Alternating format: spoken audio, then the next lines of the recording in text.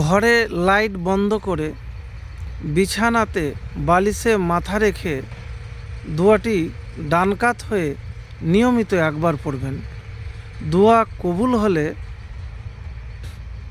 সব ঋণ একেবারেই পরিশোধ হয়ে যাবে ইনশাআল্লাহ। তো প্রিয় ভাই, আমি যে দোয়ার কথা বলবো, আমার কোনো বানানো আপনাকে কথা বলবো না। অনেকেই বলেন যে অনেক দোয়া করছি কিন্তু ঋণ যে পরিশোধ হয় না।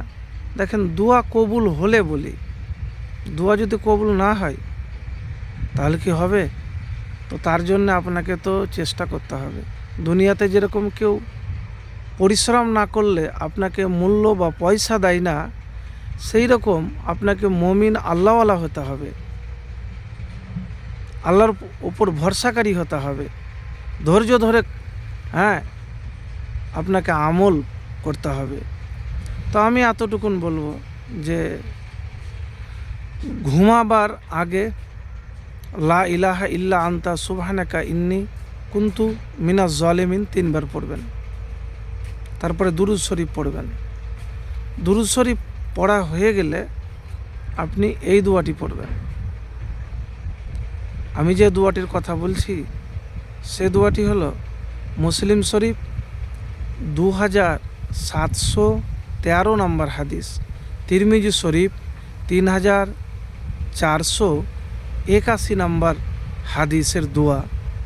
আবু হুরায়রা রাদিয়াল্লাহু তাআলা আনহু বলেন যে রাসূলুল্লাহ সাল্লাল্লাহু আলাইহি সাল্লাম আমাদেরকে বিছানায় শয়ন করার পরে ডান কাতে শুয়ে এই মোনাজাতটি পাঠ করতে শিক্ষা দিতেন।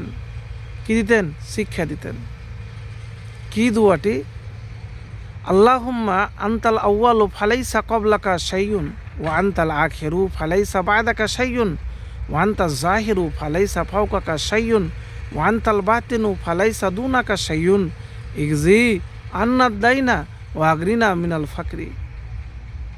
হে আল্লাহ, আপনি প্রথম, আপনার পূর্বে কিছুই ছিল না, আপনি সর্বশেষ, আপনার পরে কোনো কিছুই থাকবে না, আপনি সব কিছুর উপরে, আপনার উপরে কিছুই নেই, আপনি সর্বনিকটে, আপনার চেয়ে নিকটবর্তী কিছুই নেই।